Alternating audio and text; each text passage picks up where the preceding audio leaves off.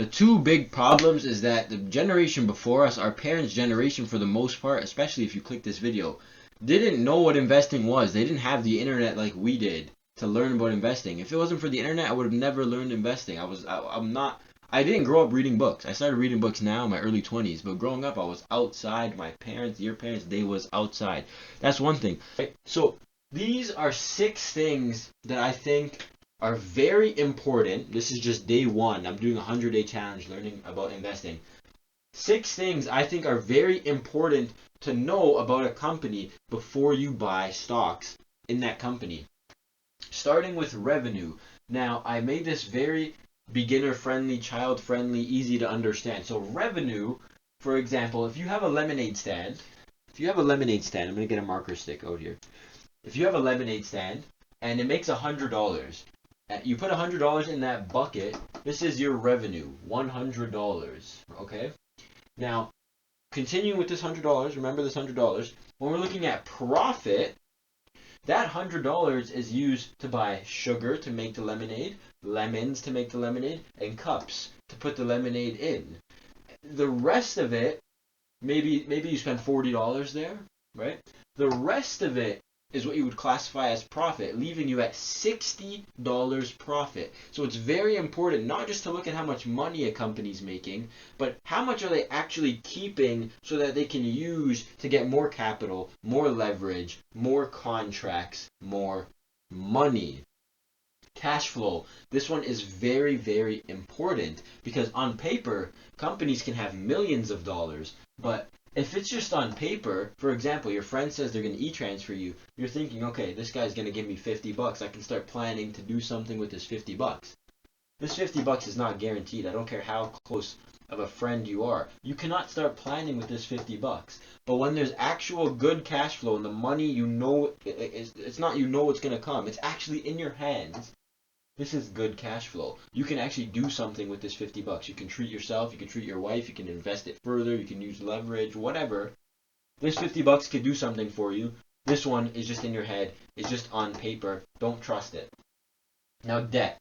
Debt, I grew up thinking debt was the worst thing in the world. I didn't get a credit card until I think I was 20 or maybe 21 because I was so scared of debt. And I've never been in debt, but I was just so scared of the possibility of it happening, credit score, all that. I didn't want to dabble with all that, right? Because this is what we were taught, that debt is the most terrible thing in the world. But there's 2 types of debt, right? Now, use both men here that I drew. One has a small bag of debt because sometimes debt can actually be used for leverage. Debt can actually be used to do something with it. You take a little loan out, you make an investment with it, a smart investment with it, of course, or you take loans against things that you already own.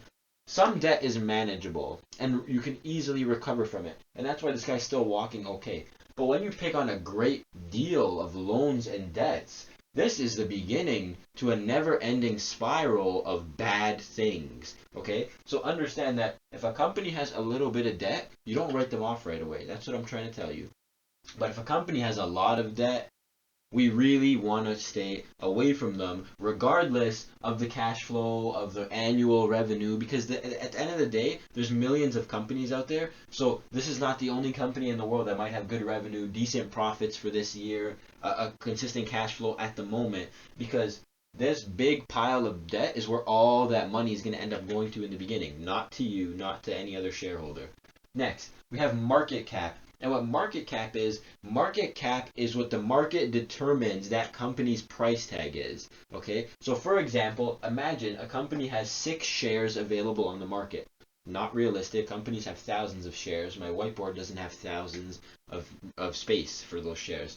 So if a company has 6 shares and each share is worth $10, then share times the money, right? So 6 times $10 equals $60. That would be that company's market cap, okay? And then public contracts. This is something that you can look for on social media or you can just Google it yourself. Companies that are making more public contracts is a good thing, and it means the stock is going to rise. And the reason for that is because when these people are making deals with governments, or big corporations, it guarantees that they're going to have consistent cash flow going forward. I mean, a government's always going to pay you. A big corporation's always going to pay you, right? These are trustworthy corporations, just in terms of finance. I'm not saying trust the government for anything else, right? Keep that in mind. But when companies post that, Palantir and the U.S. military are agreeing to work together, it means buy Palantir because we go onto the moon. Capiche? So these are the 6 things to think about before buying in a company. Remember, this is just the beginning of our investing journey. But I also want to tell you that every 3 months, companies post their report card. That's going to look something like this. It's mandatory for a company to post all this type of information every 3 months, so you can then read their report card and make your decision. Do I want to buy this company? Let me check their report card from 9 months ago, 6 months ago, 3 months ago. Now I have a little bit of idea of what's going on, what the future may look like, right? So every 3 months is not bad. This is like a report card for companies, and they post it every 3 months. Follow companies for 3 to 6 months before making your decision, and we go from there. Remember, this is day 1. I love you. Take care. Keep learning. Keep expanding.